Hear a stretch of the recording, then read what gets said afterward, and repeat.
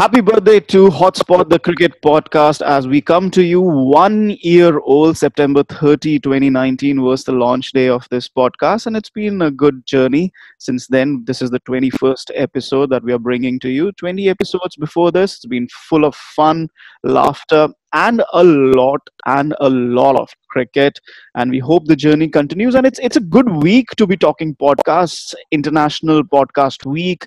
September 30th is, of course, the International Podcast Day, and we could not be more thrilled to continue this journey into the second year. Hello, and welcome to this latest episode of Hotspot. I am your host, as always, sports journalist and broadcaster Chetan Narula, and of course, joined by Bharat Sundaresan, CricBuzz's international cricket writer, global cricket writer, and my good friend, and the good friend of the podcast as well. Once again, welcoming Bharat back onto the show. And as always, he is ready with his locks, shampooed and everything. And of course, he's revealed the big secret to me today of his hair: Italian footballers. Ooh, I didn't know it was for public consumption, Chetan, but thank you. Firstly, you didn't tell me. I would have come here with a cake and maybe a single can. Yeah, happy birthday, Hotspot. Happy birthday, Chetan Narula. Considering you are the creator, the founder, the father of this podcast. So, yeah. You've raised the podcast really, really well. I must say that. Thank you. And of course, it's birthday month for me. It's birthday month for me. Although I'm not adding not adding this year to my age. Oh, really? I mean, I didn't know you can do that. So we can do anything. It's 2020, right?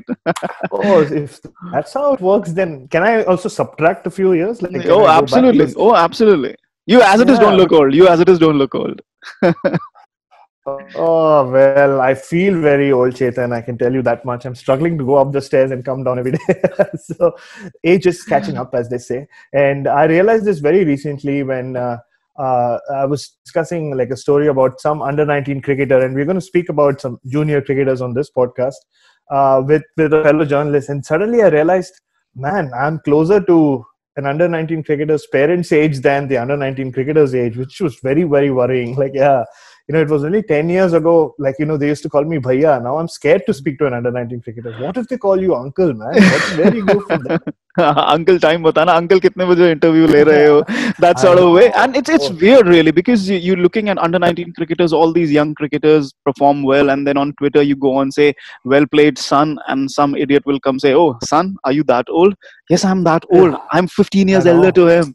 What are you talking about? So, like Bharat said, we'll be talking about a lot of young cricketers. It's been a fabulous week of IPL. First of all, thanks for all the feedback on the last episode. It's all Bharat Sundaresan's doing. He's absolutely a rock star. We had a very good episode, and like I said, he'll be there with us talking IPL throughout the duration of the IPL, and we are hoping that he'll continue to join us as India tours Australia as well. So let's get into this episode straight away. The last time around we left our viewers, it was week 1 of the IPL.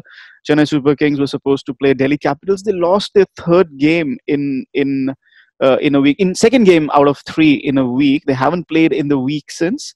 And by that standard, Bharat, CSK not playing, but even then, it has been a spectacular win. 2 chases above 200. The second one almost a chase. Super over. Some blistering 6 hitting in Sharjah. Some blistering 6 hitting in Dubai. Twice you had 80 runs scored of 3 overs, then 90 runs scored of 3 overs. That's unbelievable hitting. For me, that is a tectonic shift in, obviously, pitches allowing, conditions allowing, tectonic shift in T20 hitting. And then, of course, we had some young stars coming in. All in all, like you mentioned, a fabulous week of IPL. I'm going to stick my neck out and say this is the greatest week in the history of the IPL ever. I mean, we're in season number 13. This is the greatest week ever because you saw everything. I mean, let's just like look at what all we saw. We saw centuries, yes, tick. We saw the greatest run chase ever in IPL history, yes. We saw, like you said, a lot of 6 hitting, and you think of back when the little fellow was hitting the big man little man was hitting the big fella for 6 hitting seemed so much more difficult back then. Now it's just I mean, the bats have improved, of course, like we spoke about in the last podcast, power hitting has improved, but just some spectacular hitting. We've seen some outstanding fast bowling from fast bowlers from around the world and of all ages. We've seen some very good spin bowling as well, mystery or otherwise. We've seen the best test batsman in the world face the best test bowler in the world, both Australian, of course. And above all that, and I'm sure I missed out a couple of things, we also saw Tewatia. And for me, the Rahul Tewatia story is what the IPL is all about, because it's something that especially in India can relate to, right? Like we've all seen a Rahul Tewatia in our life. And I guess in a way, we've all been a Rahul Tewatia in our life. We've all had days where it starts off so poorly, like you just want the day to end, but you just hang in there and suddenly things start turning, right? And then Sheldon Cottrell starts bowling full tosses to you. And that, for all the spectacular, centuries and 5-wicket hauls and hat-tricks and all that we've seen in the IPL, this story just, for me at least, sums up the IPL. It is all about talent, opportunity and all that. Maybe he'll never go on to play for India. Maybe he'll never do anything like that again. But just in that moment, for me, that was the IPL in a nutshell. Absolutely, and we have to start talking about Rahul Tewatia. I mean, it was something unprecedented, something unseen. I tweeted that what it reminded me of Kieron Pollard when he played for TNT in 2009. It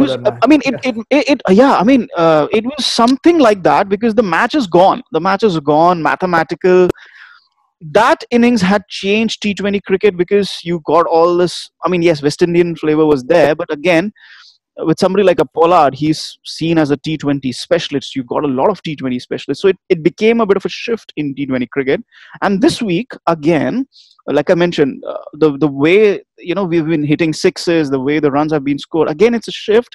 But let's talk about Rahul Tewatia first. Like you mentioned, it's a struggle. And personally speaking, or from everybody's point of view, 2020 has been a struggle. I mean, you get up in the morning, it's been a routine. You just take it every day as it comes, each day as it comes. A lot of people have lost jobs. A lot of people have a little work to do. I'm a freelancer. I've been hit by the pandemic. A lot of people in the similar sort of boat, especially in our profession. And of course, it's not easy for somebody like Bharat as well. Yes, he's contracted with Crickbuzz, but again, there has not been a lot of sport.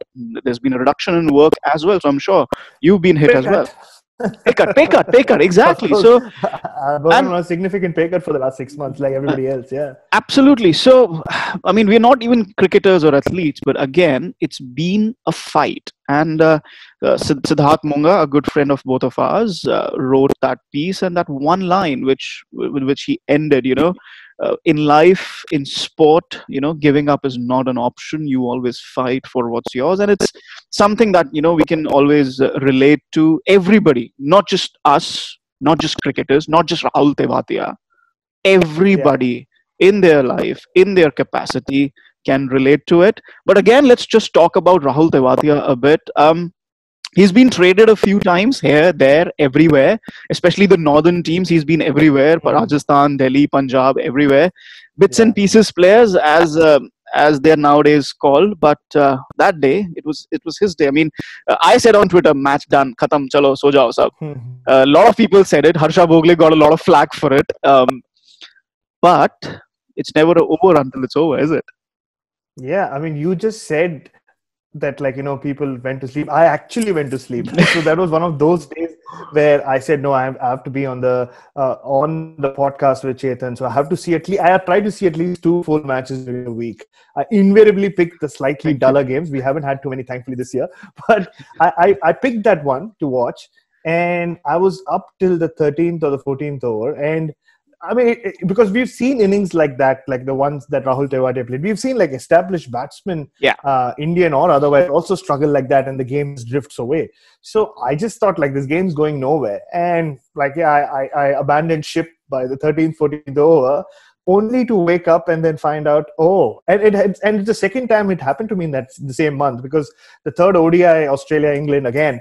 I went to sleep after the 22nd over, thinking this game's over. And then Maxwell and Alex Carey. So I can't go to sleep anymore if I watch a cricket game, Chetan. I feel guilty the next morning. So, but yeah, I mean, it was like Siddharth Bhonga put it beautifully in his copy. Just and what we've been talking about it as well right now. It's just life, and that's why.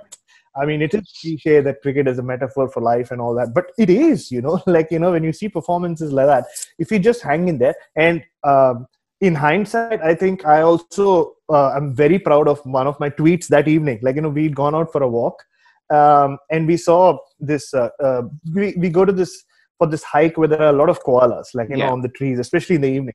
So there was this koala who was just on the tree, and I tried taking a video of the koala climbing the tree. Did nothing. So I just moved the focus away and brought the camera back, and it was actually climbing. So I just tweeted something saying, it sounded quite silly. I said, like in sport and life too, right? Some people do not always perform under the spotlight. You need to give them some time, take the focus away, bring it back to them, give them their time, and they just come through. Yeah, I mean, and again, you spoke about the Kieron Pollard innings. I was actually in Hyderabad covering that game, and I remember interviewing Pollard. He was just a no name at that point. He'd come with Trinidad. I remember he had he had a 2020 design on his head. He'd gone to the barber and got that done. And he was such a polite, I remember his mother was still, he comes from not the most privileged of backgrounds, and his mother was still staying in a small house in a small village. And Moses Enriquez's over just made his life, because within a few days he was picked in for Mumbai in that massive auction. And look at where his life is right now. It's just amazing how T20 can do that for you at T20 cricket. And hopefully it happens for Rahul Tewatia. He's already a star. See, nobody can take that away from him. Even after this, he's just a struggler. It's like Joginder Sharma in the last over in the T20 World Cup or World T20, right? Nobody can take that away from him. And that's the beauty of T20 cricket. Absolutely, and like you mentioned, yes, there were a couple of really bad balls from Shami and Sheldon Cottrell in there, but that's T20 cricket. But there was some couple amazing shots as well. There was one shot that I remember outside the off stump, down on one knee and smashing Cottrell over cow corner. I mean, you can't manufacture shots like that. I mean, but you can. And again, I mentioned, 84 of 3 overs. It's ridiculous. It's absolutely ridiculous. And then the next night, not 3 overs, beg your pardon, it was the last 5 overs, 84 of the last 5 overs, 84 of 30 balls, 84 of 30 balls. Yeah, 84 of 30 balls.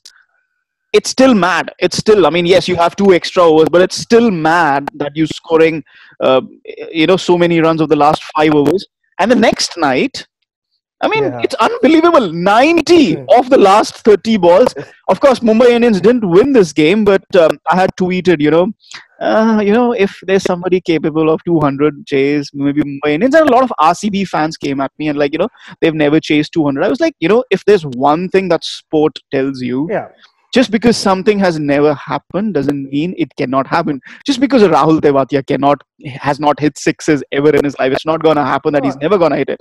And it happened. So, and Mumbai chased 200. They didn't win because of the super over, but what a game. Absolutely what a game. And, the finer points of that game for me, RCB making those changes, the fact that Washington Sundar had that. What a spell. 12 runs in 4 overs in a game where 400 runs have been scored. Then because of him, Chahal held back. They had Adam Zampa. Again, Chahal held back. So I think RCB have found a better balance in their bowling. But at the same time, their batting also needs to click. Virat Kohli hasn't scored too many runs. Ishan Kishan, what a brilliant performance. 99. Some really good shots. We're talking about Rahul Tewatia. Similarly, he's also come up. And, there was this all debate about Sanju Samson and Rishabh Pant and KL Rahul. And, Ishan Kishan is like, hey guys, maybe who na. And I'm also there. So he's entered the debate as well. Bharat, what did you think of his innings? What did you think of that game? Yeah. Before, Ishan Kishan, you spoke about RCB, and this is not like a citizenship test that I'm applying for here. I'm going to talk about an Australian here who I think is making a huge difference to that RCB camp, which is Aaron Finch. And I've become a huge Aaron Finch fan in the last couple of years, just watching him not just play his cricket. Of course, he's an explosive opener, and he can change games and stuff. But just the way he captains the team and the calmness he brings, which is something that the RCB team has always needed. Because Virat Kohli, you and I have seen him captain a lot, and so has a lot of India. Yeah. And he, when the pressure is on, or like, in the death overs, he can be someone who doesn't always exude calmness. And if you're a young bowler or even experienced, and I have spoken to experienced fast bowlers from around the world who have played for RCB, who have spoken about getting a little nervous, like, when you have a captain who's so high, like, high strung, or like, who like, showing so much emotion. So I think having Aaron Finch, even though you might not see on camera, and considering no Indian journalist is in the UAE to report on this, but I'm very, very sure that it's and having a coach like Simon Katich as well, who's again very calm, very like, yeah. And Mike Essen, of course, is the director of cricket. So there are a lot of calm heads this time, not just outside in the dressing room, but also on the field. And I think that is making a big difference. And of course, I mean, you can say all that, but the performance and having Aaron Finch is also kind of strengthened that middle order in many ways. Like, it seems to have given it a slightly more depth. Devdutt Padikkal has been like, one of the finds. We spoke about him last week as well. But yeah, and coming to Ishan Kishan, like, and that's the beauty of just the amount of talent right now in Indian cricket, right? We spoke about Devdutt Padikkal, who is this like under-19 batch. He's from the last under-19 batch. Ishan Kishan is from the previous batch, like, the one before that, the one with Rishabh Pant. And he was, if I'm not, wasn't he captain? I think he was captain of the Indian under-19 team which went and played the World Cup. And he's been, unfortunately, been part of a team, unlike Rishabh Pant, which has so much batting talent that he's not always gotten a chance to come through. And whenever I look at him, he almost reminds me of junior Quinton de Kock. I mean, Quinton de Kock himself looks like a child. So Ishan Kishan looks like a mini Quinton de Kock in strange ways. Like, and I mean, and he's always look alike a lot. They also look, they also look alike a lot. Yeah. They certainly do. Yeah. And I remember watching this video package. I was with a video analyst who was working with an IPL team back then. He showed me this package of Ishan Kishan where he was hitting single-handed his sixes, like, a lot over the onside. And he said he's the only batsman I've analyzed a lot of international batsmen from around the world. He's the only one who consistently has the ability to hit sixes with just like, with the hand off the top of the bat, which is kind of amazing. Yeah, there is just so much talent right now in India. And we're going to talk about the fast bowling talent as well going forward. But yeah, it was just one of those IPL innings. Like we speak about Sanju Samson. The thing with Ishan Kishan again has to be consistency. If he can keep doing it, and especially when you're playing for a high-profile team like Mumbai, who kind of back to go through to the playoffs, he could be the man. And I think he also was one of the stars, if I'm not mistaken, of the Mumbai Indians Netflix documentary, which helps. Like, it's good to know, because it is a skill. Cricket in India is much beyond just runs and wickets. So, there is a lot of potential and talent in there, like in every other franchise right now. Yeah, as a successful Indian cricketer, you always need to be able to play to the gallery, and Ishan Kishan does qualify for that as well. But again, even I've heard a lot of good things about him. Not. I mean, he hails from the same part of India as MS Dhoni does. No Dhoni comparisons. No. But a lot of people who've seen Ishan Kishan keep wickets, bat, they feel that just like people saw this in Dhoni at that age, that this guy can play for India, they also think that Ishan Kishan has it in him to play for India. And right now, let's be very honest, the wicket keeping situation in India in international cricket is really fluid at the moment. Like mentioned, Samson, Rahul, Pant, all fighting for that one spot. Maybe two spots, but then you also add Ishan Kishan to it. It has to be these two IPL seasons. It's make or break. Last time around we discussed is Sanju Samson. He's not fighting just with KL Rahul and Rishabh Pant anymore. He's also fighting with the likes of Ishan Kishan. And then of course we have Test cricket. Yes, we have Pant there. Yes, we have Wriddhiman Saha there, but Wriddhiman Saha is on the wrong side of 30s right now. And, maybe another couple of years, he's going to slow down. So you don't really expect him to carry on forever. And, again, you never know. We need a new test keeper as well. Yes, Rishabh Pant is there, but again, he's lost his spot from a majority of the formats this year. So let's see how that goes. Now let's talk about the bowling aspect. I think we really need to talk about the bowling aspect here. two matches which really stood out for me. DC versus SRH, which of course SRH won. And then Rajasthan Royals versus Kolkata Knight Riders, which of course Kolkata Knight Riders won. What these two signified, first of all, was that both Delhi and Rajasthan lost, which meant there is no side left in the tournament which hasn't lost a game. I remember this Rajasthan tweet, okay, who's the side that hasn't lost a game? Then they went ahead and lost a game. It's really funny. But I mean, in a tournament like IPL, you can't, there's never been a team that's gone undefeated. Never. I mean, CSK, even at their top, they did lose a couple of games. And in a format like this, you invariably will. But I would like to see a team just completely dominate, the Invincibles like Arsenal. Right? Yeah, right. But not really going to happen this year. Maybe next year, maybe the year after that. It's going to be a fluke, but fluke season or a mega season. But yeah, let's... but again, the highlights of those, we had T. Natarajan shining for Sunrisers Hyderabad. Just the one wicket, but an economy of 6.2. Rashid Khan, Bhuvneshwar Kumar also doing very well. Restricting Delhi Capitals, who are firing on all cylinders, to just 147 in a chase of 163. And then Kolkata Knight Riders, something even weirder happened. We'll come to Kolkata Knight Riders. They are doing something really weird there. They have Pat Cummins, Sunil Narayan, and Kuldeep Yadav. Kuldeep Yadav less senior as compared to the other two, but still, he has played a lot of international cricket. But then they have Shivam Mavi, Prasidh Krishna, Varun Chakravarti, Kamlesh Nagarkoti.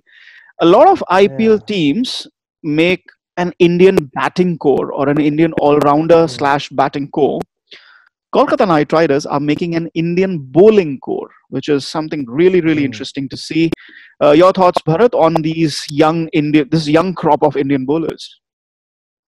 You know what the most amazing thing for me, though, is that when you see now in 2020, when you see a lot of these young Indian fast bowlers come and shine on a world stage like the IPL, it is a domestic tournament, but as you know, it is a world stage. It's not surprising anymore, which is like amazing, right? Like just think about it, even like 3-4 years ago, when you would see like an exciting Indian fast bowler, everybody would be like, oh yes, this is what we wanted to see for a long time. Finally, India can compete. Finally, India can go overseas and win Test series there. But thanks to like the Jasprit Bumrah and the Mohammad Shamis of the world, it's become almost like you expect India to produce fast bowlers now. I mean, we have almost become the envy of many parts of the world. Maybe not to the extent of in Australia or South Africa yet, but I think we'll get there, and that's exactly what has come through during this amazing week of IPL cricket. Like Shivam Mavi and also. Like the interesting thing there is like Kamlesh Nagarkoti and Shivam Mavi were supposed to do what they're doing now 2 years ago, right? Like, I remember Sriram Veera, my then colleague, and I interviewing Kamlesh Nagarkoti at the Trident Hotel in Bombay before the T20 World Cup, by which time, the Under-19 World Cup, by which time he'd already been picked for Calcutta Knight Riders, some 3.8 crore or some crazy amount. Crazy amount, And I remember, it was such a sweet boy, both him and Shubman Gill in particular. And I remember him talking about, all I ever asked my coach for was for one iPhone. If all the other kids in the dressing room have an iPhone, but my coach, who's really taken care of his cricket a lot in Rajasthan, apparently he would never give him an iPhone. Like, he would say, take 5 wickets. He would take 5 wickets and come back looking for an iPhone, but no iPhone. Score 100, he would score 100 and come back, but again, no iPhone. And when we were like, 0.8 crore now. I think you can buy a few iPhones if you really, really wanted to. And that's how his life has changed. At that point, he was, he was the one that everybody was looking forward to, because he was this, gun fielder. He could bowl really, really quick. He could hit the ball. He was the complete package. But yeah, and it's so good to see him come back 2 years later after everything that he's been through from a physical sense, and he's doing amazing. And Shivam Mavi, Chetan, again, I'm going to stick my neck out there. As you know, I never am afraid of sticking my neck out. I'm expecting to see Shivam Mavi quarantining in Australia in 2 months' time, or a month and a half's time. I really think so. There is just something about him. India are going to bring like this massive squad of 30 players. Yeah. I won't be surprised to see him in there, not just because he's taking wickets or he's blowing anyone's head off, but just the composure, just the way he's going about his bowling. And even like a couple of times the way he's gone about his batting when he's come in and even in a losing cause. there is just something about him, like, even his catching. So maybe Nagarkoti has slightly some more steps to take, but Shivam Mavi seems to be right up there. And you spoke of T. Natarajan, like, again, like the Rahul Tewatia, it's again a great story, right? Like the classic rags to riches, comes from a small town somewhere in Tamil Nadu, and like some of our colleagues in Tamil Nadu have written some glorious stories about him. And it's such. And again, it's a classic IPL story, right? Like someone who's just there and thereabouts, and it's not. We can't even say just an IPL story. It's like a T20 league story, because he was discovered in the TNPL, like Varun Chakravarti, who I'll be very honest, I had not seen much of before this year's IPL. And there's something about him, like, and two very different stories, right? One guy who is an architect who quits his job and suddenly becomes a cricketer and who's playing in the IPL and playing Ranji Trophy cricket, and the other guy who's like, absolutely nothing to lose, but he has nothing to go back to, and then he rises from the ashes like that and produces some outstanding bowling. So again, like with Rahul Tewatia, will T. Natarajan play for India? I don't know, but even if he doesn't, he's already a success story. So that's the beauty of it. And absolutely, and I totally agree with you in terms of not just the IPL. I mean, it's made a lot of cricketers, and it's given, like you mentioned, 3.8 crores for Nagarkoti. I mean, even if he doesn't go to play, obviously he'll have something to show for it. KKR have at least taken care of his initial cricket investment, that he's invested so much time and effort in playing cricket. There's another feel-good story that is coming out of the Sunrisers Hyderabad camp. Abdul Samad, 18-year-old. He's been nurtured by somebody like a Yusuf Pathan, spotted by somebody like, VVS Lakshman, spoke to a lot of coaches there, spoke to Pathan, a lot of stuff on Star Sports. Really wonderful to see.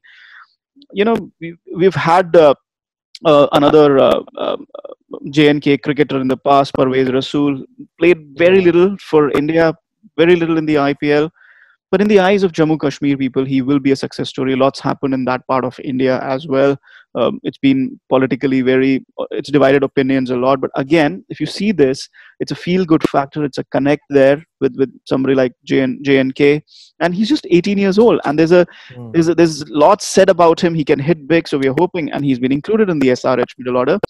From the bowling perspective, it was a big call for you to make, Shivam Mavi in Australia. But again, India expect to take at least 35 players over there, all three squads, some extra net bowlers. So wouldn't be surprised to just carry on the good form. And of course, there's no domestic cricket this year. I mean, there's a big question mark if domestic cricket in India will go ahead. So, these cricketers, youngsters will probably get a chance to stay in touch with the game. One name that I'm looking forward to seeing in that Australian squad, Navdeep Saini. And that game against RCB versus Mumbai Indians. When we're talking about bowlers, we need to talk about Navdeep Saini. That super over, you just know for Mumbai Indians, it'll be Jasprit Bumrah. For RCB, you're not sure. Isuru Dana is there. Yeah. Chahal, Zampa. To a lesser degree, you would not try spinners unless there's a Sunil Narayan there. But Navdeep Saini, just giving away 7 runs, those wide Yorkers. I mean, it was Navdeep Saini who put Jasprit Bumrah under pressure. For me, it's not just about the 7 runs. You give away 7 runs against Rohit Sharma. It's a weird decision that Ishan Kishan again didn't come out to bat. It's a very weird trend, but I'm being told it's fitness related, fatigue related. To be honest, I mean, if you've played 40 overs, you can play 41 overs, honestly. But again, we'll wait and observe that. But again, you still had Pollard, you still had Pandya, you had Rohit Sharma, gave away just 7 runs. That's what put pressure on Jasprit Bumrah, and you don't say this a lot. And another bowler, an Indian bowler, putting pressure on Jasprit Bumrah, it was wonderful to watch. Yeah, and Chetan, you were there in New Zealand. You remember that game he almost pulled off with the bat, Navdeep Saini. And I'll never forget the press conference after that for 2 reasons. A, because I'd never seen someone answer a question in Punjabi. There was that local lady who asked a question, and I had never seen that before. And B, just his smile, like you said, like he was, it didn't look like he had like just produced almost like produced something miraculous for India. He was just having fun out there, and it really came through. And I've not spoken to Navdeep Saini much. I remember interviewing him in during a Ranji Trophy game. I think it was the semi-final in Pune a few years ago. And yeah, he has that very. He's a very khula person. Like, he's a very earthy. Like, he doesn't seem to have any airs about him, any qualms, in a very good way. Like, he speaks his mind, and that clarity of thought really comes through in his bowling, because T20 bowling, as you know, especially death bowling, the clearer you are in your head, like Jasprit Bumrah is, or even a Mitchell Starc is in the death, the better you are at executing what you have to execute. And seriously, I think it's such a great personality to have. And I'm not surprised. And he's just like, and we saw in New Zealand, the Indian top, or like the superstars of India's batting, like whether it's Virat Kohli or even in the test team, they really, really rate him. You see him bowl in the nets, and there is something about this guy. Like, he hits the net hard and he troubles a lot of them. So it's just a matter of time before he plays a lot of test cricket for India as well. And yeah, he's like a wholehearted performer, which India can do with, like, put pressure on Jasprit Bumrah, like you said. And one thing that you mentioned, Bharat, I mean, putting pressure as in opponents, and I would say that of course, no, because India has a problem with Bhuvneshwar Kumar. We don't know where Bhuvneshwar Kumar. He's bowling decently well for Sunrisers Hyderabad. He's not catching any highlights. He's bowling decently well, because before the lockdown, we did not know where Bhuvneshwar Kumar stands. And right now, India has always searched for a backup, and India does need a long-term partner. Bhuvneshwar Kumar has always been struggling with injuries. Shami, again, yes, he's bowling beautifully, but for me, he's not really a white ball format bowler. So a long-term partner you do need for Jasprit Bumrah in the white ball format. So I think this IPL this year overall has been the making of Navdeep Saini. Absolutely adore him. Absolutely adore the character he is. And you touched one thing over there, that he's so raw and so earthy, and that 360-watt smile, watt smile. That's something I hope he doesn't change about himself, because a lot of these young cricketers, because we've been close enough to the cricketers, we ask them a lot of questions in the press conferences. After a certain point in time, they become really guarded. I remember how Bumrah was in the initial years, but then suddenly he's spending a lot of time in the setup. They become really guarded, and now Bumrah doesn't. It almost seems like a recorded script when they answer. So again, with Saini, it was such a brilliant experience. All that raw passion and raw answers. I mean, just speaking from his heart, really. No pre-recorded answers, pre-scripted answers.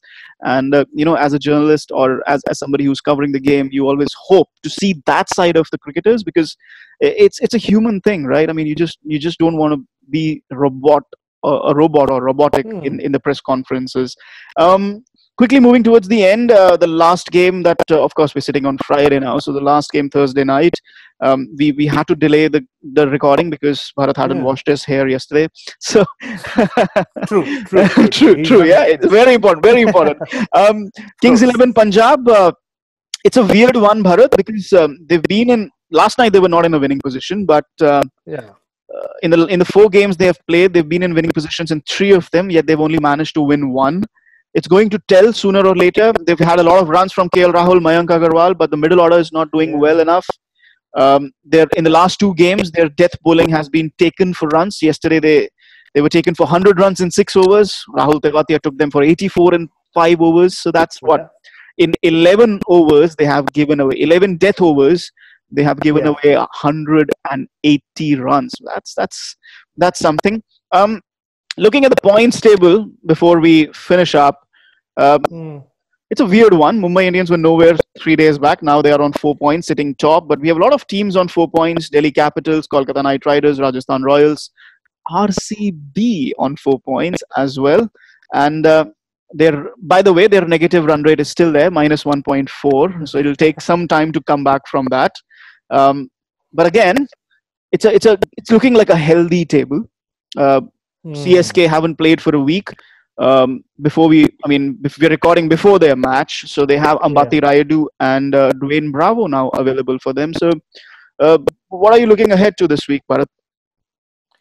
Yeah, well, it's like you said, it's a healthy table. It kind of also tells you that unlike in other sports, like, most cricket leagues are the same, right? Like, after the first couple of weeks, you'll rarely see one team like make a break for it, or just like, look so bad that, they're never going to come back from that position. So right now, this next week when we record this, if the whole table might be like topsy-turvy, like Chennai might have gone to the top. Who knows? Like they would have played a few games in that period. I mean, what I'm looking forward to is some more sleep. So I'm not going to like watch like more than 2 games again. But and this time though, I will make a long-term commitment. If I sit to see a game, I'll watch it to the whole, like, to the last ball, just to make sure that I'm not missing out on anything. Maybe just some of the same, really. And we spoke about, like you spoke about Mumbai Indians and Punjab struggling towards the end there. Hardik Pandya, like I have seen a lot of cricketers, their career change after they become a father. And I really think it's going to do something to Hardik Pandya. I mean, we've not seen much of him, but he just seems he's always had that air of, playing to the camera. He's always had that personality. But just here, just the way he's, like, even though he's faced not more than 15 to 20 balls in an innings yet, I think he just seems to have that, like, this thing about, like, he's not trying to prove anything to anyone anymore. At least that's what comes through the TV anyway. So hopefully that's a great sign for Indian cricket, because it's amazing, right? We've been speaking about Hardik Pandya for quite a long time now. Like, he's been around in international cricket for 4 or 5 years. 5 years now. Yeah. And, like, yes, I mean, you can talk about that Champions Trophy performance where he almost took India home in the final, or a couple of performances here or there. But we've yet to see like a Hardik Pandya year or a Hardik Pandya series or a Hardik Pandya tour. So maybe that's coming up now. It's a great sign for Indian cricket. You have invested a lot into him. But even for someone like him, he needs to be aware that there is an Nagarkoti, or there are so many people knocking on the door at all times, which is really very good for Indian cricket. And I briefly touched upon it. Cummins to Smith. I mean, that was just outstanding cricket. And Jofra Archer's ball to Dinesh Karthik, for me, in all that was the moment of this week. It was just like, at Lords, I would have still looked the same in my t-shirt and my shorts. Like we spoke about earlier, how some things, like, you should never say never in cricket. Anything happen. Yes, I mean, a dude wore like these kind of clothes and covered a test match at Lords. So yeah, that nobody thought that would happen before. So the closest thing I had for a suit was like actually the only shirt I had. So I kind of tried to put it on, like, unbuttoned, so it looked like a jacket, but didn't work. But anyway, so that ball, Jofra Archer ball to Dinesh Karthik, just warmed my heart, because that's just classic fast bowling in a T20 setup. And so too that over from Cummins to Smith. It's all in the papers. Like, Peter Lawler has written a piece on that. And before like you asked me to shut up, I'll have to slip in just how they pulled off this IPL. It's quite remarkable, because I read this piece in the Australian today, where Michael Slater is on record he's talking to a journalist here about what he thinks the Australian League can take, or the BBL can take from the IPL, and try to you can't make it similar to the IPL, because you don't have the kind of stars you get in the IPL, but at least make it more entertaining, just people coming there. And you just think about how far Indian cricket has grown. I mean, yes, they're doing well on the field, they have Virat Kohli and all that, but to think that we have reached a point where, like, an Australian cricket setup is looking at an Indian setup to, for their own league. It's just it's just how far Indian cricket has come. And I'm not even like the biggest Indian cricket fan out here, but just objectively speaking, it's just like, I mean, I know it's a lot of people have spoken about the IPL as but look at what's happening in India. People are still dying, and this, it's not a great scenario there. But if you just look at what is happening in the IPL right now, very, very just as a sole entity, it's just remarkable. It's just, I mean, it's seeing it from afar here in Australia, you can just say that it can't get better, but you expect it to get better. Like I said, last week was the greatest week ever in IPL history. Maybe we are looking forward to the greatest week in IPL history now. Absolutely brilliant. brilliant monologue there, beg your pardon. Brilliant monologue there from Bharat Sundaresan. You just don't want to disturb that, because he was summing up what has been a marvelous week, and there were so many points that we didn't even touch in detail, but he was sharp enough to point them out. And like you said, next time around when we talk IPL again, and his hair is all washed and everything, by that time the points table might have changed. Chennai Super Kings playing 3 matches in the next 5 days, including today after the recording, and they'll play 4 in the next 8 days. So you never know, they'll be back on top. MS Dhoni, kind of a magician, he's been there, but it'll be an uphill task for him this time around. So this brings us to the end of this particular episode. As always, it's been a blast. Thanks, Bharat, for joining us once again. And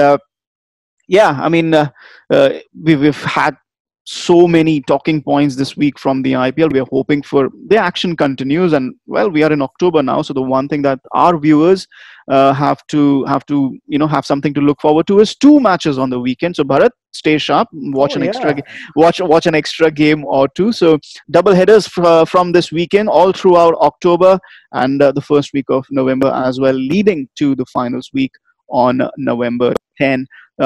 We'll be back next week with more IPL chatter. Do share this episode on social media. As always, it's available on all the avenues: Apple Podcasts, Google Podcasts, Spotify, JioSaavn, and of course on YouTube as well. Until next time, it's goodbye and stay safe. Dhoni finishes off in style. A magnificent strike into the crowd. India lift the World Cup after 28 years.